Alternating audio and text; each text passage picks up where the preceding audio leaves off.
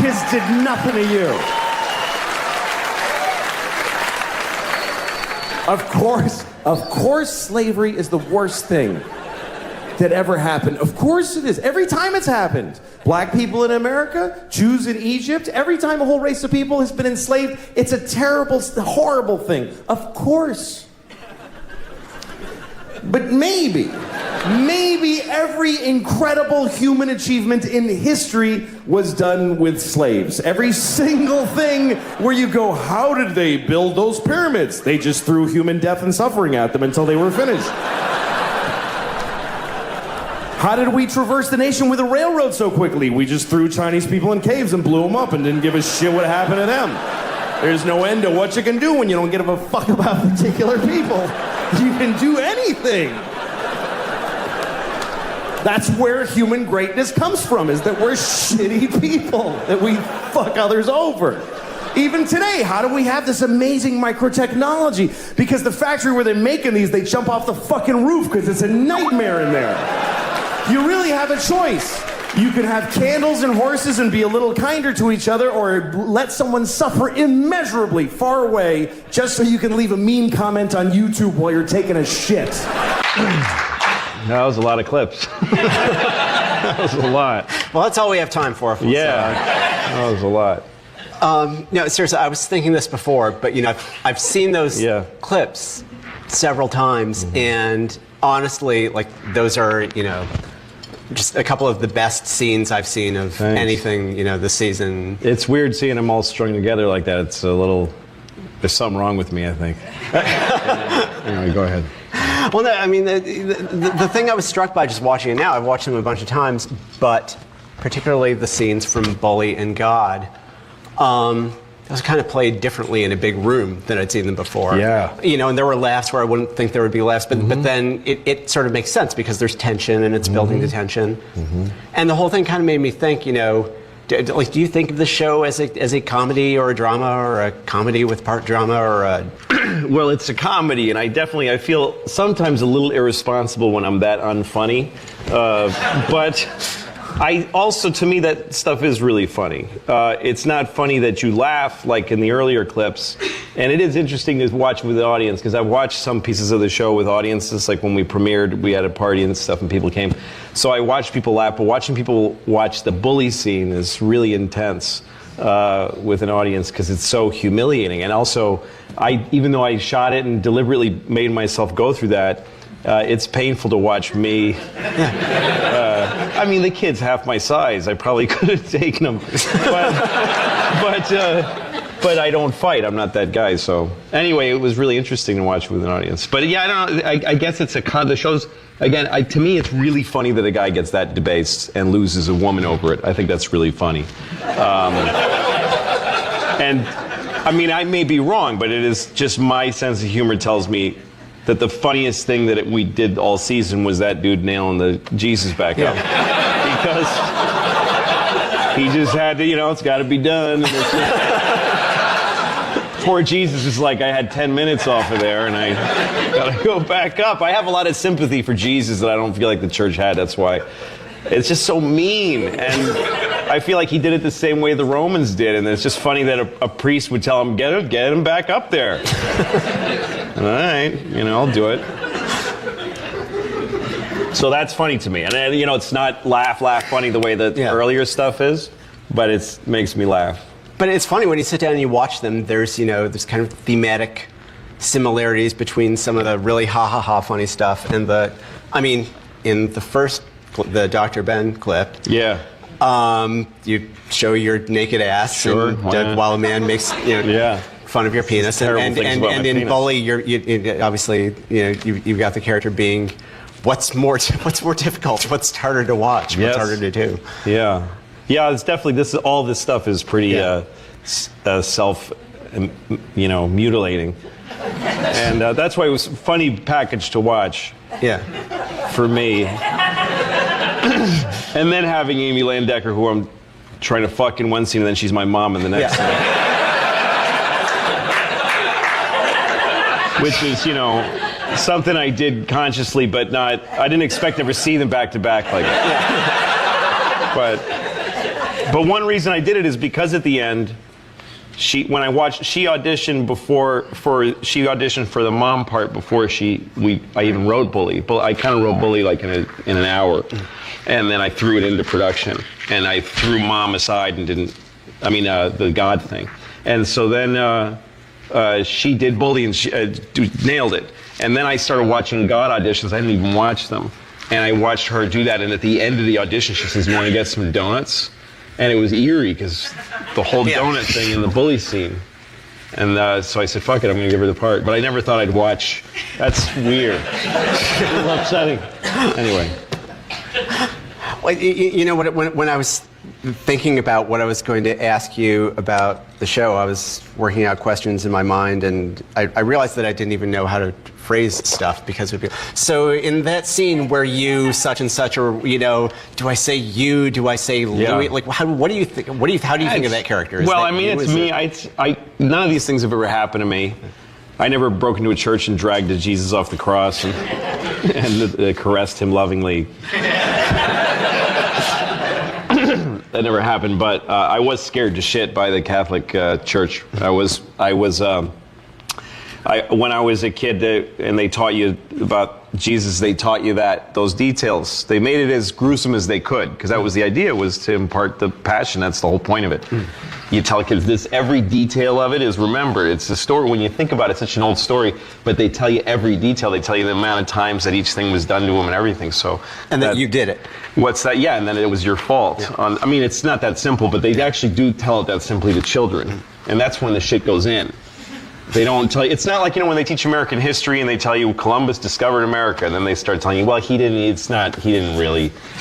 It's already, there were Vikings already, and well, why'd you ever teach me that? Just because it's easier to say that, and then we tell you this part. But with Jesus, they just tell you, you're bad, and he was sent here, and this is what happened, and all that stuff. So yeah, it's me up there, but it's autobiographical fiction, I call it sometimes, because it's the way I would act in those situations. But I'm being myself mostly, although I let myself make huge, terrible mistakes that I wouldn't make in real life. And I let myself have worse judgment than I have in real life, because it's more entertaining. And I'd rather take it on myself than to shine a light on other people who I think are bad. That's a boring thing to do. So I'd rather take on the bad behavior and show it that way. Yeah. Another thing I think you get an accentuated sense of from those clips is a thing that you do in the show where it has these two kind of opposite hallmarks, which is there's this very verite, realistic way that the show is presented, and it's also there are elements of complete surreality. I'm just wondering, first, going back to the pilot, the helicopter at the end of the date. What does this bring to the? What is having these bizarre elements? Yeah, I mean, that's a scene where I'm on a very relatably bad date with a girl. Everything's going wrong, and I'm in an ill fit to going out with a young woman. I'm not sure how I got the date to begin with, but then at the end, I make this terrible decision to try to kiss her after chewing her out. And I get this weird signal in my head that, hey, she wants me, and I start leaning in to kiss her, and she's so reviled that she runs into an already waiting and running helicopter that takes her, away. I don't know, made sense to me. It did. It just felt right. It felt like something that ought to happen. And, I don't know. I have a lot of different reasons why I do things. I did when we were getting ready to do the pilot, I told Blair, my line producer, I wanted to get a helicopter in the show somewhere. And I was thinking helicopter. I had shot this HBO pilot, and she found a really cheap helicopter guy. They're usually really expensive. But she found a really cheap guy. He liked us. When we did HBO, he just enjoyed the time he spent with us. So I was writing that bit, and when I got to the end, I said, yeah, fuck it. She gets on a helicopter. And I love it. It feels right to me. When I'm watching the helicopter take off, that feels like the way I feel at the end of a lot of dates. And that's how bad it got. that it went to a place that can't possibly really happen. Yeah. That's the way it feels sometimes. So these are the kind of choices that I make that I know that some people would go, yeah, but she took me out of it. And then my answer to it is like, okay, well, if enough people say that, then I'll get canceled.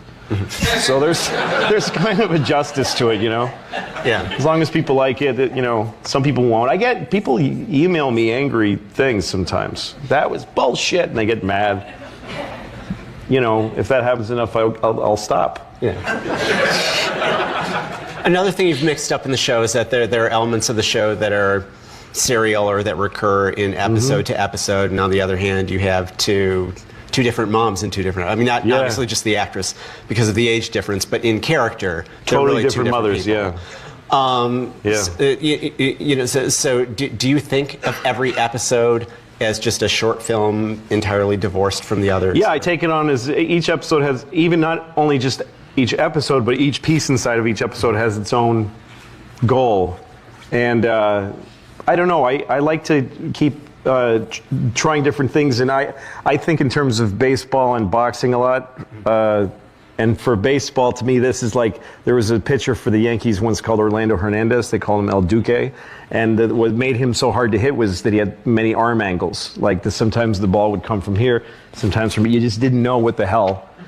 And I sometimes think of my relationship with the audience as an adversarial one. Like I want to keep them off their, I don't want them crowding the plate, You have a fastball, and those are jokes. But then you have weird sliders and breaking pitches that make people nuts. They don't know when they're going to see what. I like putting audiences in that place where they're not sure what the fuck you're doing. Because when you have them off balance, then you hit them with something simple and funny, then they go, oh my God, I can't believe I laughed. Because I was starting to go like, I'm not into this anymore. So, I don't know. So to me, having different mothers, I had some feelings about, I had the idea of a mother that's totally narcissistic. She's really more my dad than my real mother has never been like that. But I thought, what if I was visited by a mother who was that terrible? And I have a lot of people in my life that are that narcissistic.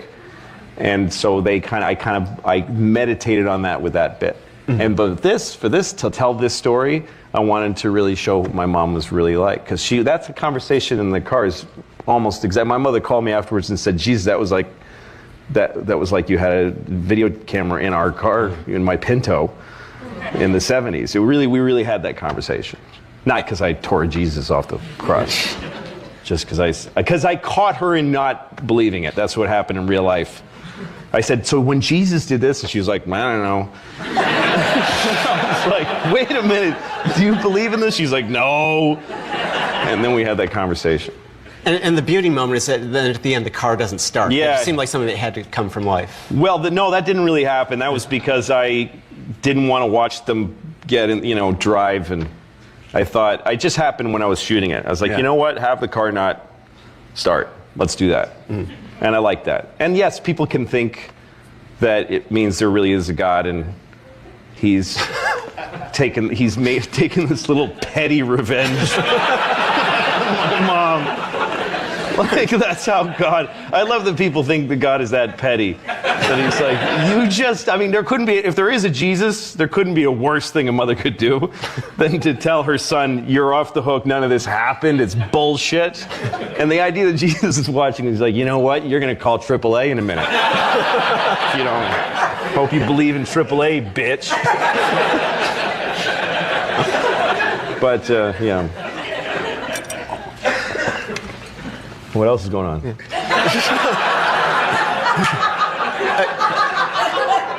Can you talk about a little bit about the deal that you have to do with the show? Because I understand it was kind of an unusual financial arrangement with the FX. Yeah, it's. I don't think I've ever heard of anybody having the situation that I have right now. Part of it is because I'm working for cheap, but that's happened before. Basically, I went into doing the show with a lot of strength. Negotiating wise, because I didn't care if I had the job or not. There's nothing more powerful than just saying no to people, If you say to somebody, please give me this, I swear I can do it, and here's why, you're not going to go in well. But if you actually say, I don't want to do it. I was on the road doing stand-up, and I was making a lot of money and enjoying my shows. So I didn't feel I didn't want to go to Los Angeles. I live with my kids here in New York, and the most important part of my life is that I spend half of every week with my kids, and I don't have to work during that time. I'm a stay-at-home dad from Monday morning till about Wednesday, Thursday afternoon, and then I go on the road and do stand-up. It was perfect. And so I went out to LA and I did a theater show there, and a lot of people came and it did well. And then NBC and Fox and all these people started throwing offers to me to do a show, and there were a lot of money. And then I started to think, well, maybe I should do it for the money because I could stay home a little bit, and the show will never get on the air. There's no way I'm getting on the air at NBC. But it's crazy. They pay you to fail. They pay you a huge amount of money just to sit there and think of an idea, and then you tell them the idea, and they go, nah, keep the money though. It's a weird system. It makes no sense. Anyway, this could be too long an answer. Let me cut right to the chase. I went to FX. And they said, I didn't want to go to FX. My manager, Dave Becky, who's here somewhere, he's also an executive. But you can thank that guy who was raising his hand for the show even existing. Because he made a meeting for me and John, I'm hemming because I blanked on his name for a second. He's my patron saint now. I'm fucking Landgraf, and he made a meeting for us, and I canceled it. I called FX and said, I'm not going. I didn't feel like it. I don't like going to meetings. It's boring. So I canceled the meeting at FX. And he called me and said, "What? You can't cancel that." And I said, "They don't have any money. Why the fuck would I want to work there?" And he said, "Because this guy's really smart." And so I met John Landgraf, and he said, "We'd like to do a show with you, and we have a lot of freedom here, but we can only pay you $200,000 to do the pilot." And I was being offered like whatever, $300-400 just to personally have as money by the other networks. So I said, well, okay, you're giving me $200,000. What's the budget for the show? And he said, no, that's the whole show. It's what you get paid and what you spend on the show, $200,000. And I was like, I don't want to do that. And I told him I could do a sketch show for that. I could do a little sketch show. And he said, well, how about a sketch show about your life? And I was like, well, that's a dumb idea. And so I went home, and then he called me in my house. Landgraf did, and he said, look, I get it. I get what you're doing. You want to be Charlie Sheen. That's what you're headed. It's funny now because he's naked. Yelling nigger on the streets and all that stuff. But I don't know why that's just what alcohol does to famous people. But anyway, Charlie Sheen, to me, he was saying, you want to be a big star and on a big network, and I was getting sick as he was saying it, the idea of that. But he said, if you come in, I said, look, give me $200,000 and I'll do the show, but you can't, I'm not writing it and then sending you a script. You have to just give me the money and I'll send you a show, a DVD in like 3 months. That's it. No between anything. I'm not pitching. I'm not even telling you what the show's about, who's in it, how I'm doing it. You wire me the money. I didn't even want to have, because this is the way I figured was that I'm very lazy. I'm a lazy person. And unless I get excited about something, and I thought if I have $200,000 of FX's money in an account, then I'll write something. So he said, I have no problem with that. And so that's the way we did it. He literally wired me $200,000. And at one point, Dave, God bless him, and my agent were trying to get it up. They're like trying to get it to 3 or 4. And then Landgraf called me and said, do you understand that I can write you a check? I can send you $200,000 from my desk. But if it's more than that, I have to go ask Rupert Murdoch for the money. And then you're going to have to explain to somebody what the show's about. You have to at least tell me what it's about. And I said, okay, keep it at 200. And I won't tell you anything. So he sent me $200,000. And I called Blair and all the people that I worked with making films here in the city for years, and Paul Kessner, my great DP who can shoot for nothing. And we decided to shoot on the red and I started piecing the show together, not from what it even was about. I was like, I want to shoot a show that feels like short films, that's done with beautiful lenses, and that we shoot it, carefully, like an old film crew. I started thinking about the kind of people I would like to see in the show before I had written anything. And then I started piecing together little scripts, and I ran out and shot one thing and then stopped and then wrote more, and I just kind of created it I just took the money and just threw it at objects and people. And I shot way more than I needed. I shot like something like 3 episodes worth of material and crunched it down to the pilot and gave it to them. And they had no idea what they were going to see. They just pressed play and they watched it. And that's a great trick because usually they have to read the scripts, then they do rewrites, and they're sick of it. But they had no idea what the show was. And they watched it and they said, yeah, let's keep doing it. And they gave me $300,000 for the series per episode. That's it. I mean, I get paid out of that. I get paid Writers Guild minimum for the script, DGA minimum for directing. And I pay myself very little as an editor. I just make the show. And they don't, when we started doing the series, John Landgraf said, well, you got to tell me something. And so I said, well, let's have a beer and let's talk about it. So we just sat and I told him 3 ideas for the series, and I didn't do any of them. So I said, here's 3 ideas, I may or may not do them. And he said, sounds fine. And so that was it. Every week we would take the money and we'd make shows. And also I had the freedom to spend more on some shows than others. Some shows cost $500,000. Some shows cost $150,000, dependent on the subject matter. They didn't know who was in the show. I was more able to get interesting actors, people like Ricky, because they didn't know Ricky was on the show. They watch and they go, how the fuck did he get Ricky Gervais? They just watch it. That's Matthew Broderick? How the fuck? And they just, so, and that was, to me, it's much more fun to me. Doing the show this way is a lot of pressure. It's a huge amount of pressure. Because if the show stinks, if I give them an episode that stinks, then I have to do it over again. I mean, that's the deal that we have. They have a right to say, yeah, we just didn't like that one. And then I have to make another one. Yeah. So it's a lot of pressure, and also I want to keep that freedom. I knew that if 2 episodes in, if the shows were weak, they would have come. It wasn't a contractual right.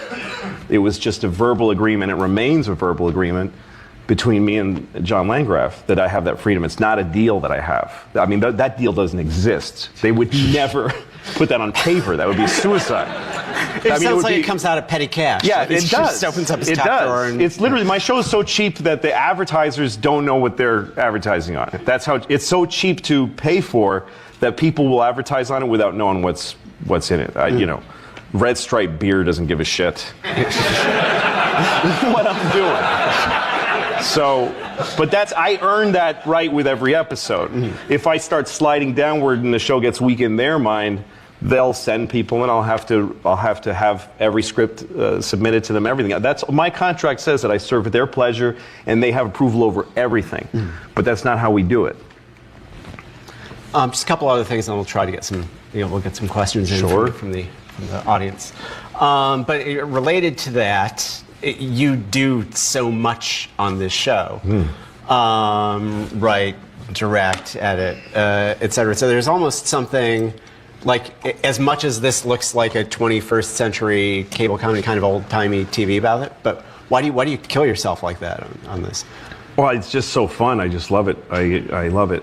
I like writing by myself because these are all like first drafts, really. Like, I like this show to feel like it's right out of my gut or brain or balls, one of the 3, without it going through a process. I can tell when I watch television that it's gone through a process, and I know the process because I've been there.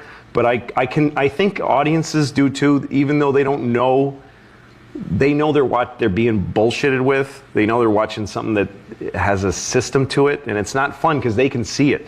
They can see the moves now, and that's because we take scripts in TV shows and we give them to a room full of really good professionals, and they perfect the scripts. But you can only, when you perfect, you take them in the same direction as everybody else. So I tend to write stuff and then leave it alone and trust the first burst idea of how the dialogue is written and everything, and I'll slash and cut it. But I don't rewrite a lot. But then I meticulously shoot it. So I'm taking something that was barely thought through, and I execute it as a director much more carefully. And I could never do that. If I had a writing staff, they would never let me do that. It would be much harder, and also be 12 times more expensive in the writing department. And as a director, I can pay myself shit, and I think I'm worth it. So and I love it. I love going to the set every day and getting to shoot this stuff. It's so fun. And the autonomy just greases the wheels. It makes it easy. I can write pages while I'm shooting and change stuff, or The story that you told about having the same actress play your date and your mom, I think I'd first heard that because I think you posted that in response to it was a review of one of the episodes at the AV Club. I Google myself too much, I think. And well, I'm kind of worried because it's sort of the flip side of that solitary auteur approach that you now exist as a creator in this world where there are a zillion opinions out there, and you can read every word that's written about you, and you actually engage with some of your critics and fans. What do you get out of that? It's not a good idea. I shut down my Facebook and MySpace and all this stuff I used to have because I don't think it's healthy for me to have access. I'm close to shutting Twitter down because I say things I shouldn't say on Twitter too. Just 'cause I can't. I have a bad form of Tourette's that I can't really resist. That's not nice to say because that's a real condition. But maybe I got it. I don't know.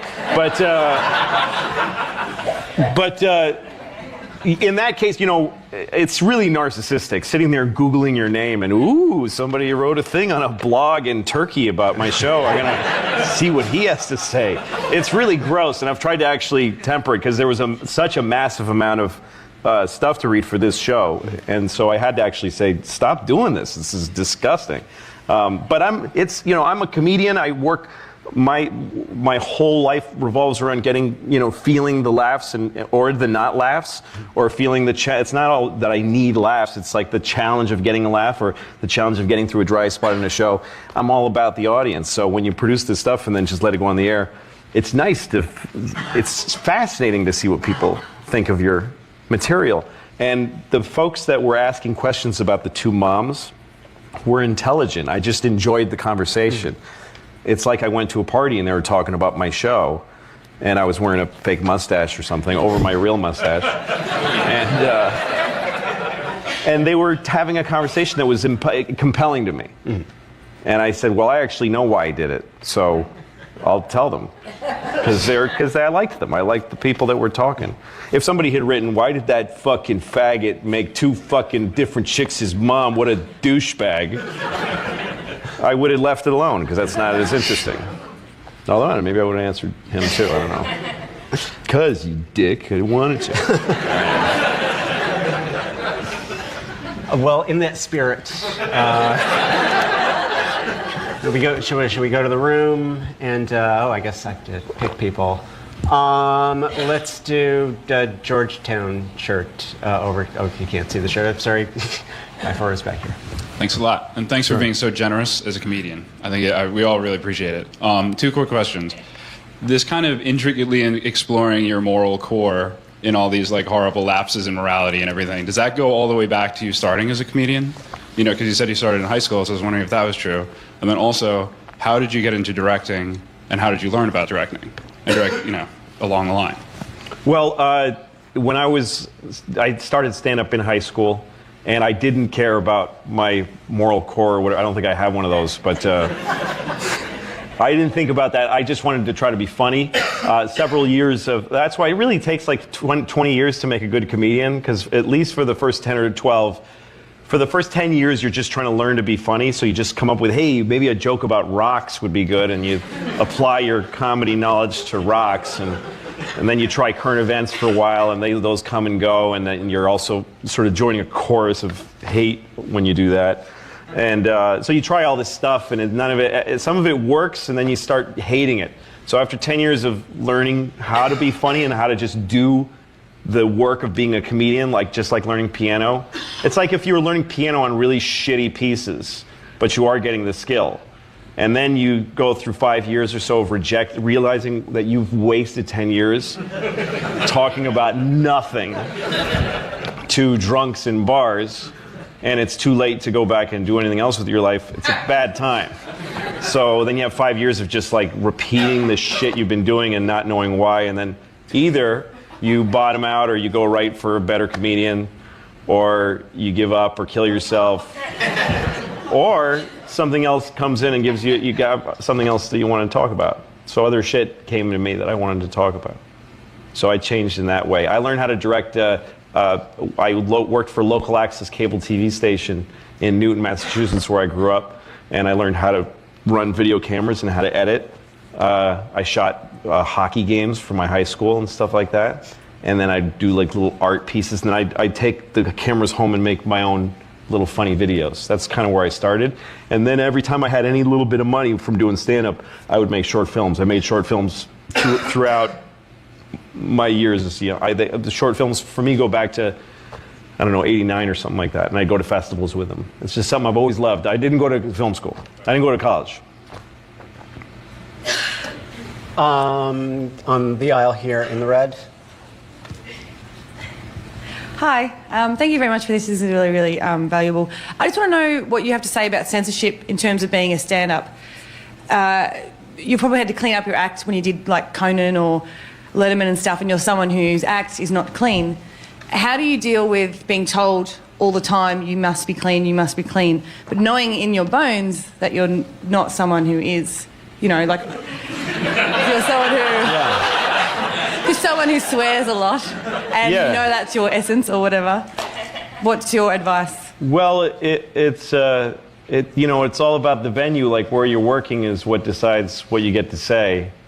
I never felt. I mean, I don't get why we can't all say anything we want on TV. Nobody's ever explained to me why that isn't illegal.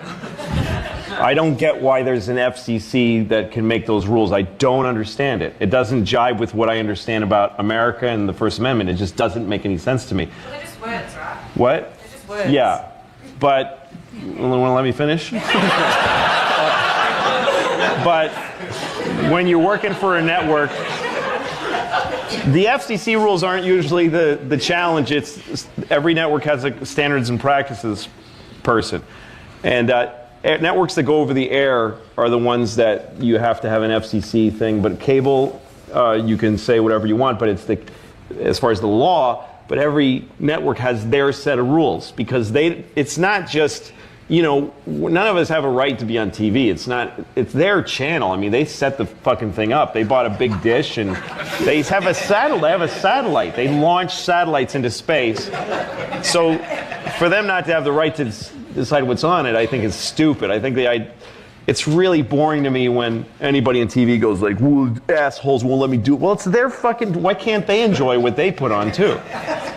And the way they pay for all that shit is advertising. And so they have sort of every place hires somebody who's there to who just knows where they're going to get in trouble and lose money. That's all. It's money. I mean, everything has to be paid for. Anyway, when you do Conan shows like that, it's harder because it's the FCC, it's the airwaves.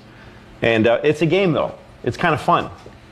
I had jokes improved by censorship.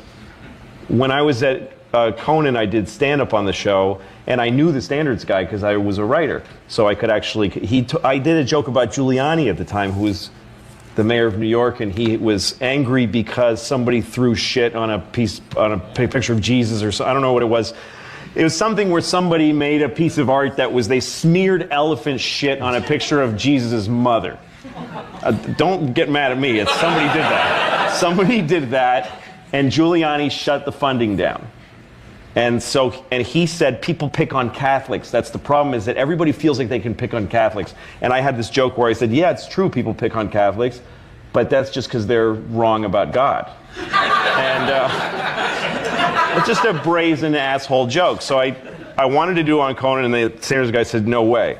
So I called him, I said, I think I should. I learned how to argue with standards people. I said, I think I have a right to say this, because he's on the news saying his half, so it's an equal time issue. And he goes, all right, but how can you say it that's not so offensive? I don't want to get phone calls. So we talked about it, and he had this idea. He said, what if you sound, first of all, really sympathetic when you say, it's true, people do pick on Catholics a lot, but that's because they're wrong about God. Like he said, if you make it like a sillier turn, show some sympathy, and then it's going to be clear you're joking when you say that. And I did it, and I got a way bigger laugh. Like it was an improvement. So I don't know. That was a fun exercise to me. It's an intellectual exercise. The censorship sometimes. FX is very different. They don't. I don't understand how they're letting me do this shit. I don't understand it. When I handed in the God episode, that's the one I was the most worried about, because it was barely funny and it was insane. And I'd say this shit about Jesus. I mean, it's crazy. Usually Jesus and the church is the one place you can't touch on television. It's the one place where no standards person will let you fuck around. And I was worried about that episode, and I handed it in. It was one of the last ones, and nobody called me. Usually they call me right after they watch it. Nobody called.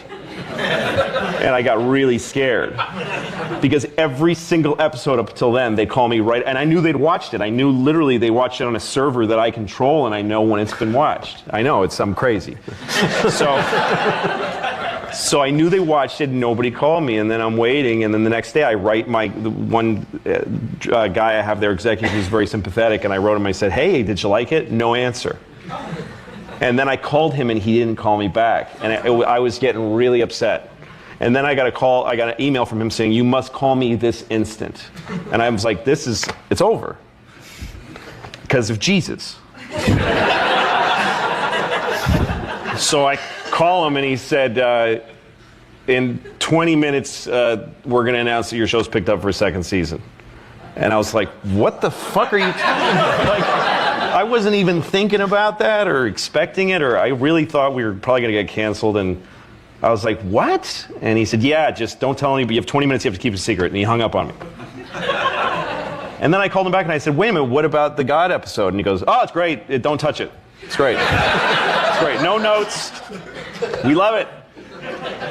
So, and I did. Standards and I had some issues with the God episode, but I think she helped it too. There's a woman there, and she's brilliant. She's very smart, and her goal is to keep the show as irreverent as possible by keeping it away from any place where it's going to get it. Because if I piss off somebody enough, they're going to, it takes one person to go, and then the party's over.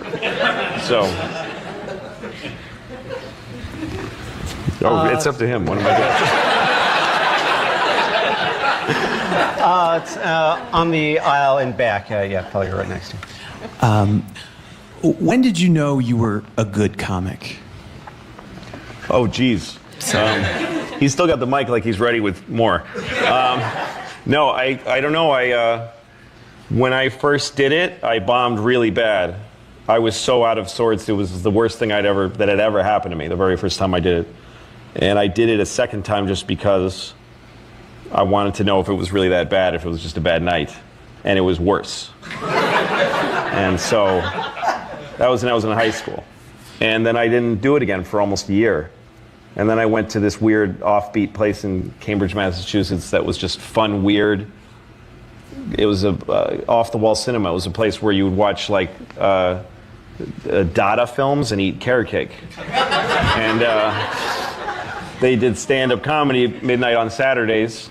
So I went to the show, and it was really weird show, strange, trippy comedians. And I tried it there, and I had a really great set. That was my third time on stage, and I thought, I can do this. And then I bombed several times after that, but I didn't care, because that one set really got the hook in me. So I didn't know if I was good at it. I just thought, I have a way that this is something I could do that I enjoy. People laughed. Those 14 people in that club were responsible for a lot, because if I'd bombed that third time, I probably wouldn't be alive at all. I don't think I had a shot at anything else, really. Let's see. White shirt in the center there. A couple rows back. I was wondering if you would comment about your time with the Dana Carvey show. Talk about any creative process or anecdotes that you have from that. And secondly, the way that show was handled, did that impact what you fight for with creative control, or what sort of impact that had? Yeah, a little bit. I mean, that show was a really difficult time for me. It was bad. I mean, I hated it. And it's a good show, but I had a hard time. Dana was, hot coming out of SNL, and ABC gave him a show and said, we want you to be edgy and irreverent and be really out there. And then while we were starting to produce the show, ABC was bought by Disney, like literally in the middle of our pre-production. And then just a whole different group of people came and said, they put Dana on the cover of TV Guide with Kermit the Frog with his arm around Kermit the Frog. And he never posed for that picture. Dana was furious to see himself, with his arm around Kermit the Frog. Like him and Kermit were at the China Club, and then somebody came over and goes, oh yeah. And that was it. The show had such a, it was everything we did made somebody mad. But I did learn from that. One thing I learned was that there wasn't any need for us to be we were on primetime television. The show was like at 9 o'clock at night on ABC. It was just a mistake. Those people didn't want to see us. And I read letters, like handwritten letters by people. There was no email then. You got handwritten letters from old ladies saying, "You hurt my feelings." And,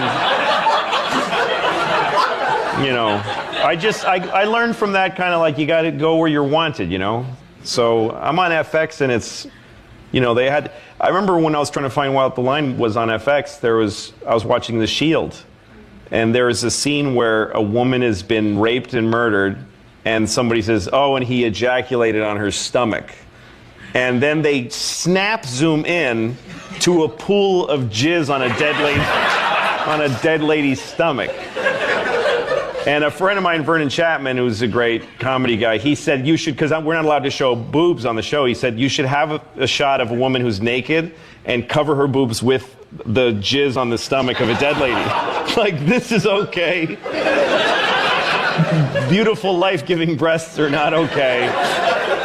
The mother's milk, gorgeous Michelangelo made us cry when he painted them, not okay. Jizz on the stomach of a dead woman. Totally. Why are you even asking? So when I should be on a network that lets you do that. This show should never be on anywhere else. If I got some weird call from NBC saying we want it, I'd say, no, you're fucking wrong. The people who watch your network don't want this. It's not fair to them. So I kind of learned that from Dana Carvey. That was a hard show to work on, though. It was just a lot of hours. I was there all night, every night. I cried like a lot on that show. Like I wept like a baby from exhaustion and just pressure. It was hard. I was in my 20s. I was like 25 years old. So it was a lot, and I was the head writer. It was a lot of pressure. I'm glad I did it. It's a huge education. It's a young lady on the aisle here. There you go. Are the scenes with the other comics improvised, or is it totally scripted, like with Nick DiPaolo? The poker scene was scripted. As far as once we start really talking about gay sex and asking those questions, and also the thing of all the stuff, most of the stuff of me talking about packing dicks into his mother's ass it's about a half scripted, a half. But once we shot the scene it was a really long day because we shot the scene once like scripted, and then I gave everybody a shot at screwing around and improvising, and then we all started getting a little punchy, and everybody started saying funny shit about wearing flip-flops and stuff, and then we kept shooting to get that, and then everyone was so warmed up that I was like, guys, can I just have the scene as written all over again on everybody's close-up? And they were like, fuck. And I made them do that. Everybody's happy because the scene came out good, but it was a lot. It was both. We kept shifting from scripted to some improvised. I don't usually do much improving in this show because we shoot it like cinema. We shoot it, with a lot of coverage, and we pick lenses carefully. So it's a kind of, if you improvise once, you kind of have to. But this scene ended up cutting together nicely because we didn't follow the script, and the camera kept kind of going around in this spiral circle. This kind of the way we shot it in this weird spiral. And I liked that we could catch sometimes in the middle of a move, and some of the dialogue is clipped. I liked that. So that's how we did that one. Stripes in front here. In your mind, do you have a filter between topically, like what is good for stand-up and what is good for the show? Are there things in the show, topics or scenes that you would want to do stand-up but just don't work, or how do you differentiate for yourself? Well, that's one other thing I love about doing this show is that it all comes from the same place. Like, I kind of think of every episode as a stand-up set, and some things are said with my face, and some are said with a lot of people's faces. And the subjects cling together about as much as they do on stage. That I'll talk about something, and sometimes I'll talk about something else tangentially, or I'll just suddenly just change the subject because I feel like it. So the show does that sometimes. Sometimes it's following a line, and sometimes it just goes, anyway, you get it, here's this now. But it's a great, for me it's great because every time I have an idea of an area to do on the show, I can just make that choice. If it's not coming together as stand-up material, oh, well, maybe I should be showing this. So it's kind of 50-50. I mean, it's whatever. It depends on the subject. The gay thing, the poker thing, that was a real conversation I had with that comedian years ago. And I thought I should tell that story on stage. But then I thought, I'm not going to stand there and tell that story. It was his story. And I actually got him to, that's the real guy. He's just a comedian from here in New York. So that was one thing where I thought about it on stage first and then thought I'd shoot it. All right, we got time for one more, I think. I hate this godlike power. Sorry, everybody. Right in the center. Nobody over there asked anything. I mean, they want to. All right, right next to you there. Hi. Oh, my voice is horrible in this. I'm a film production student, and I actually wrote a script and based it off you and your show, and because I like your tone, and. What is the best advice you can give for like a student and like attitude when you're doing that? Because you kind of say a big F you to a lot of people, and I like that. You mean I like attitude when you're what attitude? When you're in the production, which you've done it all. And what's the best attitude to really give? The best attitude in production is really really wanting to help a lot, really wanting to help whoever's show it is. Be really great. I think that's anybody who's doing any job, really, should want that job to be done really well. I mean, this is a simple answer, but it's really true. Yeah. There's one person really usually that has an idea of how to do something, and everybody else should really want. I mean, it's such a rare and great gift to get a job in show business. It's very, very. It's not. You're not going to get one. I mean, statistically, you're not. So, it's like when unemployment is like at 2%, they say it's full employment. That's how low your odds are. That statistically, you're not going to get a job that you really want in show business. So if you do, holy shit. What if I was and the way I would approach it is, I want to do everything I can to make myself valuable to these people. That's when you do it, when you're in production and you just see somebody kicking ass and wanting what they do to go well. You just never forget them. I mean, I have people I've kept around for years and years, and I just beg. There's people that don't want to do this shit anymore, and I beg them to stay on for me. That my DP, Paul Kessner, is a genius, but he wants to be on a boat all the time. He has a fucking boat, and he takes it to the Bahamas and shit. And so every time when we got season 2, he's the only one who didn't want to hear it. I'm like, we got picked up, and he's like, I'm like, please get off the fucking boat. Because he's so eager to make what I see in my head real. So that's the way, all the way up to the very closest person. And then actually when you're the person who's running the thing, which is definitely not going to happen to you. I'm just trying to impress upon you how, if you get there, how rare that chance is going to be, and how important it is to seize it. If you get to be the person who gets to run the thing, then you have to kind of turn the same attitude on them, that you have to enable all those people to do their jobs. And I'm just the directorial department. I'm also the writing department and the editorial department, and the lead actor.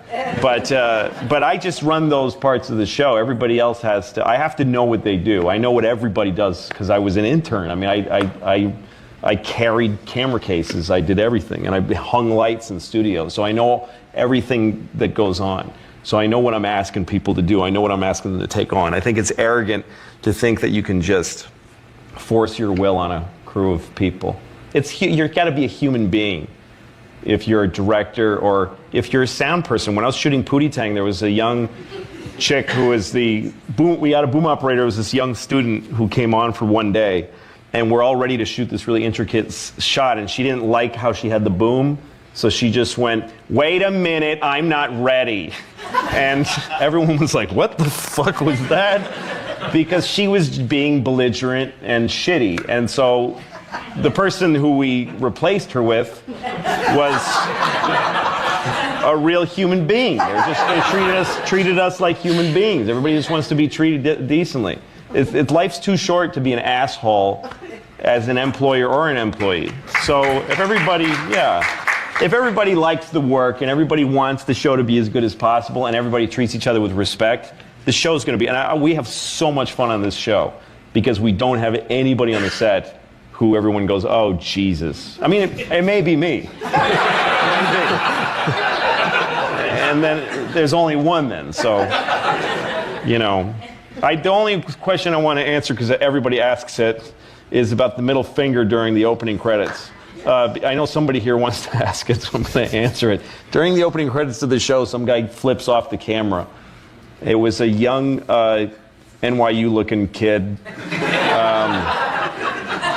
spiky hair, and just real contrary, and he was walking with some real, yeah, fuck everything type. I mean, I was eating the pizza and I saw them, and I already thought, Jesus. And they walked by and they were like, because they saw a camera and they saw people making a sincere effort at something, it was like, just offensive to them. So one of them went, "Yeah!" And he flipped off the camera. And I remember that moment very well because I was eating the pizza and I watched him flip off the camera, and I could tell by the angle that we caught it. And I thought, that's it. When that happened, I knew we were going to be on TV. Because that was when we were shooting the pilot, and it was a test to see if we could get it. But for some reason, I remember seeing that and thinking, that's just meant to be, that's going to be in the opening credits. It'll be fuzzy because I fucking know how the camera works. It's going to be a little fuzzy because it's out of the depth of field. And people are going to see it. I just knew that was just a sign to me that we would get to be on TV. So there is a God. There is a God. He gave me the finger. I'm white, which thank God for that shit, boy. That is a huge leg up. Are you kidding me? Oh, God, I love being white. I really do. Seriously, if you're not white, you're missing out because this shit is thoroughly good. But let me be clear, by the way. I'm not saying that white people are better. I'm saying that being white is clearly better. Who could even argue? If it was an option, I would re-up every year. Oh, yeah, I'll take white again. Absolutely. I've been enjoying that. I'm going to stick with white. Thank you. Here's how great it is to be white. I could get in a time machine and go to any time, and it would be fucking awesome when I get there.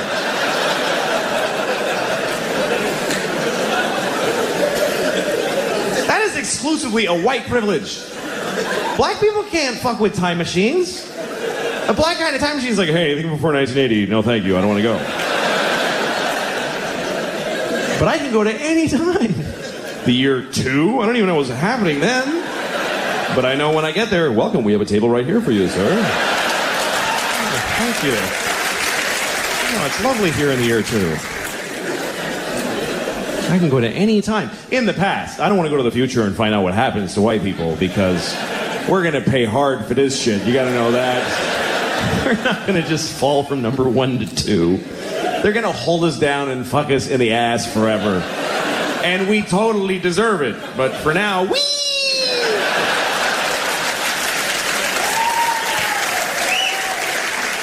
Now, if you're white and you don't admit that it's great, you're an asshole. It is great. And I'm a man. How many advantages could one person have? I'm a white man. You can't even hurt my feelings.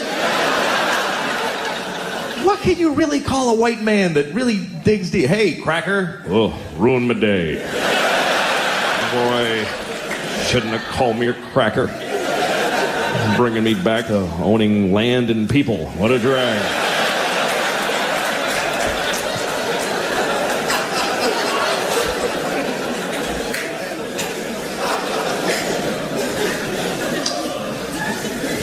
I am married, though. That takes me down a few pegs. The other night, my wife sent me to Walgreens to get toilet paper because we were out of toilet paper because I had thrown it all in the garbage so I could get out of the house.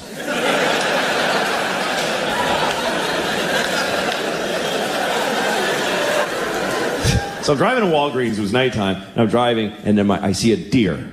And I fucking hate deer. I hate them because they're everywhere up there. I used to live in the city, and I loved deer then because I was this liberal in the city, and I'd see deer, and you're driving with your friends out to the country, and you see a deer, and everybody's like, oh my God, turn off the car, don't scare the deer. It's just so beautiful. Look at the beautiful deer. Look how he looks around. It's just so mysterious and beautiful. God gave us a gift, everybody. Just enjoy it. Just enjoy the gift of the beautiful deer. But now I live, and deer are in my fucking yard every day, and they suck. They're just rats with hooves. They don't matter. They have ticks that give you Lyme disease, and they shit everywhere, and they make a noise. Did you know that? They go, oh, they're assholes. They're shit animals. I go out every morning and throw rocks at them, and I try really hard to hit them on the head with rocks. And they don't care. They're like, they don't care. I don't have a gun, but if I did, I would shoot a baby deer in the mouth and feel nothing. I wouldn't feel anything. I just go, oh, look, he's dead. That's interesting. I guess that's what happens when you shoot him in the fucking mouth. I go out of my way to kill a deer. I would happily blow 20 guys in an alley with bleedy dicks so I could get AIDS and then fuck a deer and kill it with my AIDS. I would do that in a second. I mean it. I mean it.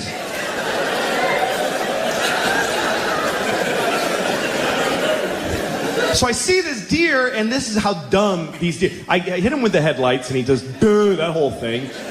And then he won't just go. He's like, can I go? Is it okay if I go? Like he... And I'm like, fucking go! You're gonna go! He's like, fucking go! I'm like, just go! And then I get close, and I try to kind of get away from him, and then I see him, and he looks at me, and he panics. I swear, and he ran and smashed his body into my fucking car. Like, just fucking destroyed my mirror, just shattered my mirror, broke his neck. I heard him break his own fucking neck. And then he just dragged his stupid deer head into the woods, and he died. And I'm glad he's dead. I was glad right away. I got out of my car, I did, and I yelled into the woods, I'm glad you're dead, you fucking idiot!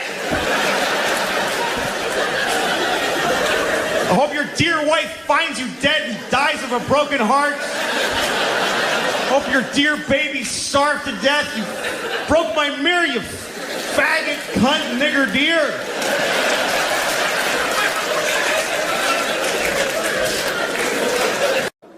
I have this friend, he has a phone that can IM, he can instant message, and so now I really want him to die because I'm sick of getting these fucking messages from him on his phone. I'm in a shoe store. That's the whole message.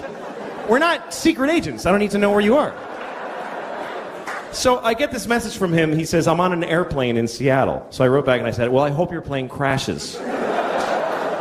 And he gets pissed off and he calls me, take it back. We're about to take off. I'm like, fuck you. I hope it crashes. I don't have to take it back. Hope it crashes twice. Hope it crashes and kills Happy and they go, fuck it, let's try again. And they take off and crash again. I hope that happens. Sincerely, I hope it. And he tries to make, he goes, well, how are you going to feel now if my plane crashes after you went and said that? I'm like, are you shitting me? That would be amazing. To know that I can do that? I'd happily trade your life for knowledge of my powers. He's one of those guys who just makes you hate him because, you know when you have a friend that you hate, you can't break up with your friends, you know? He always starts conversations that I don't want to have. You know, he's like, hey, what would you do if you had a time machine? I'm like, fuck you. I don't... You know what? I wouldn't use it. I just let it sit in my house. I'd put a drink on it. And yeah, I got a time machine. I never even wanted it. I don't know. Not interested. I'd use it to go back 30 minutes ago and punch you in the fucking face before you asked me that. That's all. One use. So he goes, well, here's what I would do. Because of course that's the whole fucking point of asking me, is to stare at me while I say mine and then say his. So he said if he had a time machine, he would kill Hitler. Like he would go back and kill Hitler. I love that he thinks he can just kill Hitler just because he just goes back there and walk up and kill the dude. And I was thinking, that's a noble purpose for a time machine. I would do that, but I would have gone back then, but I wouldn't have killed Hitler. I would have raped him. That's what I thought. Because I think that would have been enough. I think that would have stopped him from doing all that shit. If he had been raped by me, he never would have pulled any of that stuff, man. Should we invade Poland? No, I'll just take a shower. I don't feel good. He would have...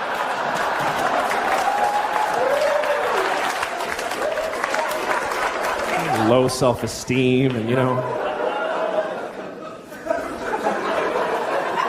I'm not condoning rape, obviously. You should never rape anyone.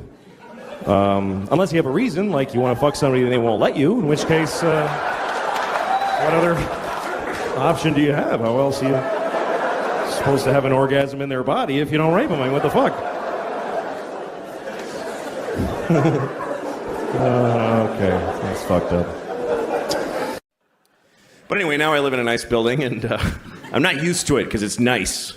There's like a pretty courtyard with flowers and a fountain with little marble boys pissing. I don't know. What is it with fountains? Like, all fountain sculptors are pedophiles, basically. You can't get a fountain made without...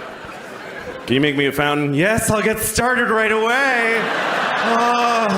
Oh, yes! Yes!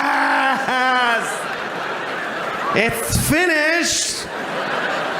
And it's just little boys pissing on the face of a Greek god that looks like him a lot. It's piss on me forever!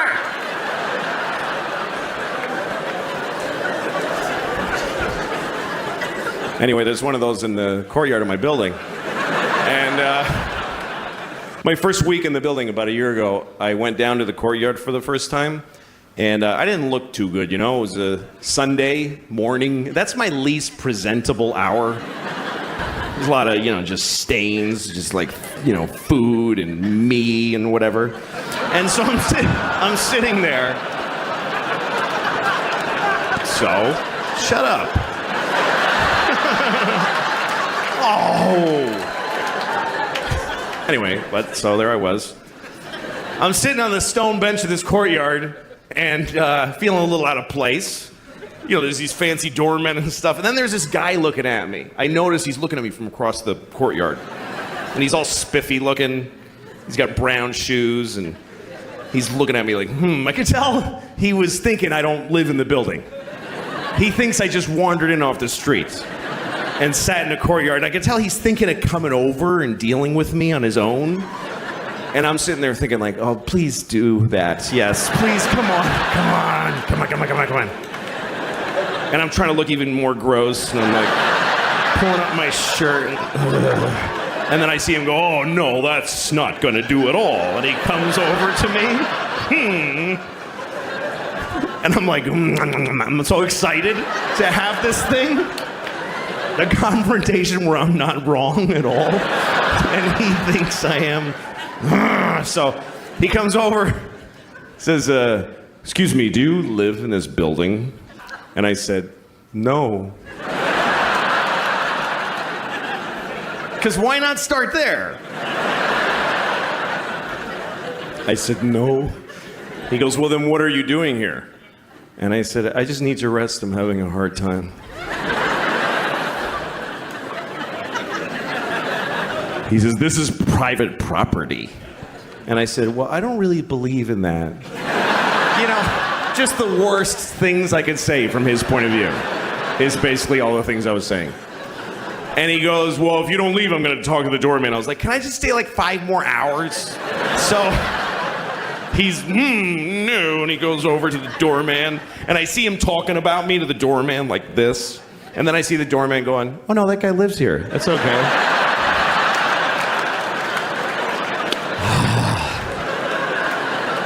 And the look on his face, it was just so, it was this beautiful cocktail of anger and confusion. It's like I had invented a new way to hurt somebody's feelings. That's how excited I was. He was so angry, he came back. came back to me. He said, "Why didn't you tell me that you live here?" And I said, "Because I don't have to tell you anything ever." Right? There are no words that I must say to you.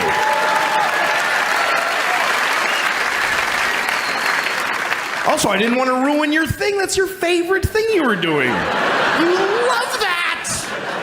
Making people not be places. Also, I make more than you. I just don't give a shit about myself. The other night, my wife sent me to Walgreens to get toilet paper because we were out of toilet paper because I had thrown it all in the garbage so I could get out of the house.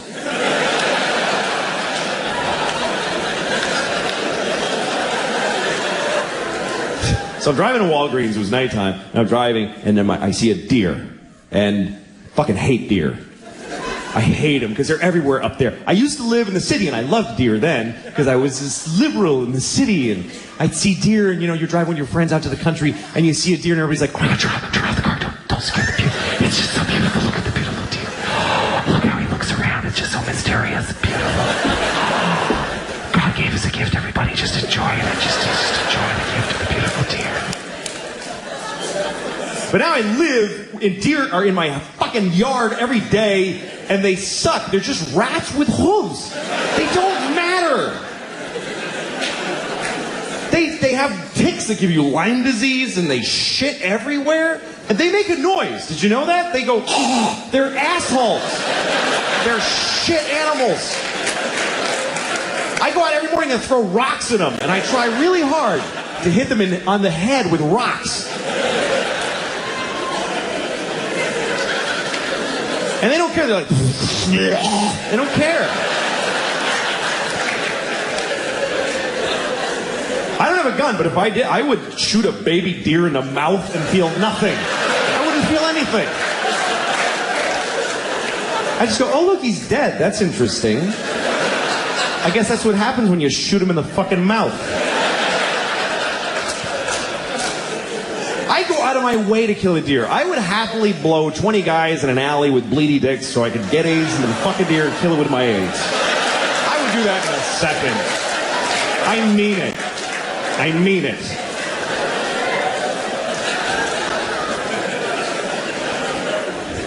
So I see this deer, and this is how dumb these deer. I hit him with the headlights, and he does that whole thing, and then he won't just go. He's like, "Can I go? Is it okay if I go?" Like and I'm like, "Fucking go! Go!" He's like, "Go! Like, just go!" And then I get close, and I try to kind of get away from him, and then I see him, and he looks at me, and he panics. I swear, and he ran and smashed his body into my fucking car. Like, just destroyed my mirror, just shattered my mirror, broke his neck. I heard him break his own fucking neck, and then he just dragged his stupid deer head into the woods, and he died. And I'm glad he's dead. I was glad right away. I got out of my car, I did, and I yelled into the woods, "I'm glad you're dead, you fucking idiot!" I hope your dear wife finds you dead and dies of a broken heart. Hope your dear baby starved to death. You broke my mirror, you faggot, cunt, nigger deer.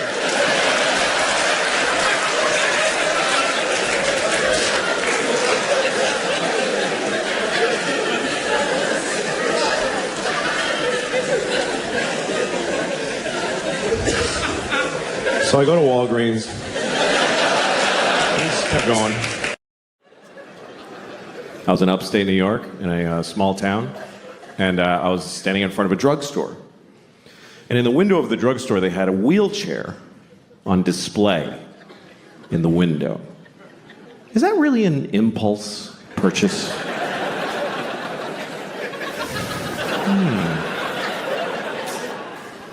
I should get a wheelchair. That would really help with my paralysis. Then I wouldn't have to drag myself everywhere I go. like I've been doing for 10 years since my legs were blown off at the marathon.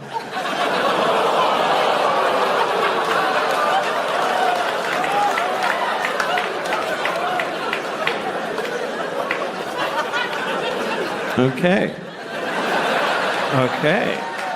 Bunch of fucking hypocrites, apparently. Because, let me point some out to you. Motherfuckers. You were just, like, seconds ago, laughing at a man with no legs crawling on the ground. You're just... And then at the end, you're like, oh, but not those particular legless people. No. We thought you meant just some asshole with a childhood disease who deserves to be laughed at. Not one of those. Now, we're laughing at all legless people equally. However you lost your legs. Ha ha ha. You haven't legs. And we've legs.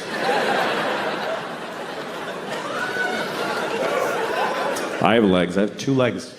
2 fucking legs. That's the maximum amount. I fucking love having 2 legs. I fucking love it. I wouldn't like having no legs. I really don't think I would like it. I think it would suck. I think it would suck shit out of the balls of Christ. It's an old Southern expression. It's not used like it used to be. I think 2 legs is better than none. That's what I think.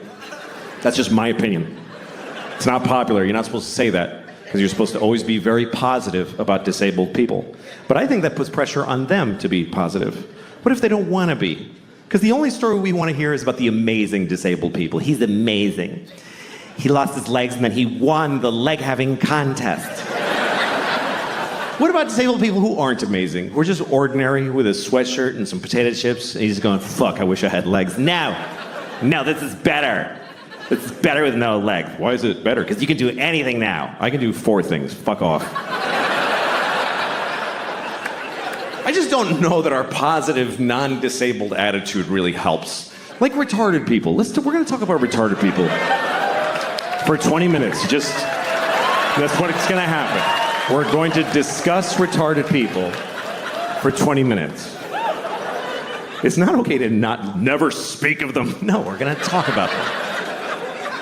First of all, I want to talk about the word retarded, okay? Because the word retarded, it's a bad word, and people do not like the word retarded. They find it very offensive. Now, I'm a little confused by this, because it wasn't always a bad word. And I grew up in the 70s, and it wasn't bad back then. And most bad words were always bad. You know, cunt never had a day in the sun. There was never a time where the Santa Claus at the mall was like, come here, you little cunt, tell me what you want for Christmas. And then in the 90s, we're like, let's lay off a cunt a little bit there, gang. No, we used the word retarded in the 70s. We used it to identify people who were retarded.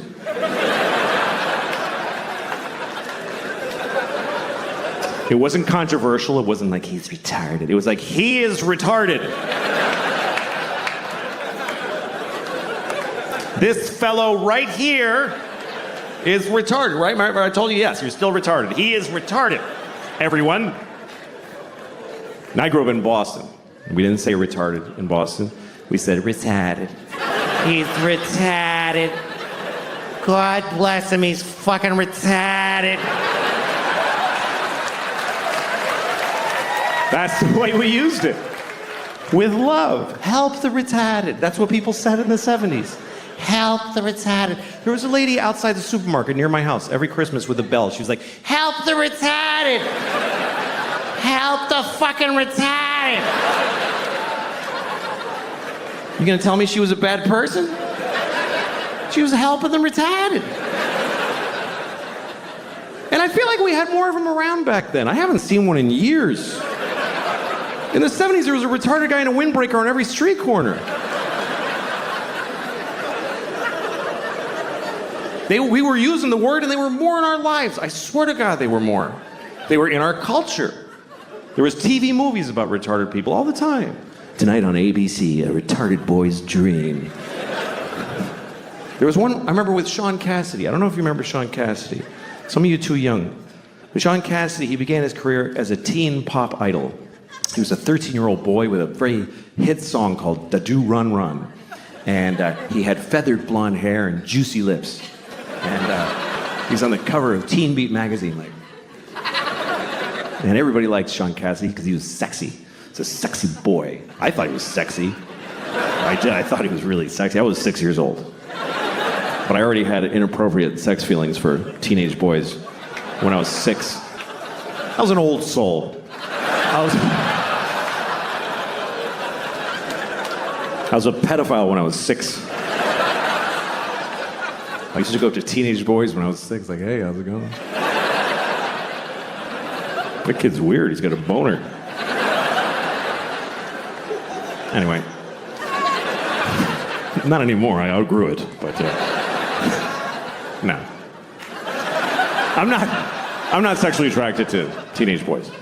I'm not. But I don't not get it. I mean, I get it. I'm not like, what? Like, you can see it. Like, I was at an airport once, and I'm walking along where people walk in the airport, and there's these chairs facing the aisle, and there's this family sitting there, a mom and a dad and 2 teenage boys, and they're like just both sitting with their phones with their legs. They're wearing like these shorts. One had cut-off shorts, and one had basketball shorts. And they both just had their legs open because they don't give a fuck. Both legs just splayed, and then just smooth, you know, just very. And I saw it. It didn't do anything to me. But I kind of wanted to stop and go, hey, fellas, let's close that shit up, huh? You're not getting me, but I know you're causing a problem for somebody in this airport. Let's close it up. I did not say that. Otherwise, I wouldn't be here. Anyway, let's return to the comfortable subject of retarded people, shall we? So Sean Cassidy. Sean Cassidy was a teen singer who then grew up. He was about 18. Now he was, old and gross. Nobody wanted to fuck him. So he started to act. And he had a movie on TV called Normal People, where he played a retarded man who wants to live a normal life. It was very inspiring, actually. And at one point, he didn't do like a big retarded character. He wore thick glasses. He talked like Elmer Fudd. That was the whole thing. So he goes up to the guy who runs the group home he lives in, and he says, I want to get a job. And the guys who runs it is like, Republican conservative. So he's like, you can't get a job. You're retarded, And, but then there's a liberal lady who works there, and she says, of course he can get a job. He's as good as anyone. So they let him get a job as an air traffic controller or whatever was available. And then he meets a woman who's also retarded who lives at the group home. He falls in love with her. It's a very nice love story. And he says, we want to get married. And the guy says, she says, but they're in love. So they get married. And then one day he says, we want to have a baby. And the liberal lady says, no fucking way. And they just shut them down right there. And that's the end of the movie. I swear to God, that's just how it ends. And the point of the movie is just, hey, there's a limit. Like, that's, I guess, what the point of it was. And that's pretty intense. But hey, retarded people were on television. We were talking about it. We were dealing with it. And they said the word retarded about 50,000 times in the movie. Now we don't say the word, and I don't see them anywhere. I guess that's my problem with it. And also, the word is not basically a bad word. It's a medical term. But it became a bad word because it's used as an insult, really. Not towards retarded people. Nobody does that. Nobody calls retarded people retarded to insult them. What would be the point of that? That'd be like going up to a chair and saying, you're a fucking chair. Like, what are you doing? No. People use it on their friends. Like, you're at a bar. Your friend's like, I don't have any more money for beer. And you're like, "You fucking retarded. Do you know that?" And in that moment, no one retarded is insulted. They're not. Do you know why? Because they're not there. Because we don't include them in our lives. They're not at the bar. How many of you have a retarded drinking buddy that you hang out with? No, you take them to the zoo when they're little and then fuck them.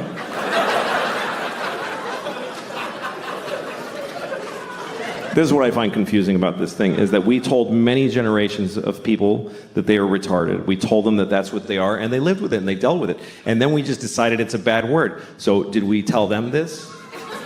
Did we go back to them and explain this to them? Listen, Nelson, I have something to tell you. You're not retarded anymore. You mean I'm cured? No. No, we're not even working on it.